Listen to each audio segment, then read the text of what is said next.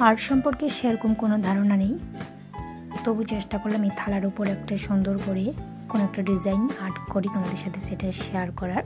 তো এই থালাটা এনেছে বাবা, পাশে অনুষ্ঠান হয়েছিল সেখান থেকে মানে মহাপ্রভুর ভোগ দিয়েছিল এই থালার মধ্যে।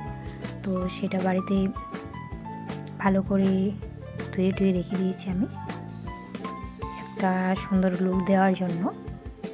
তো যেহেতু এটা একটু লাল রং, তার জন্য এর উপর ভাবলাম যে সাদা রংটা করলে খুব সুন্দর লাগবে তার জন্য।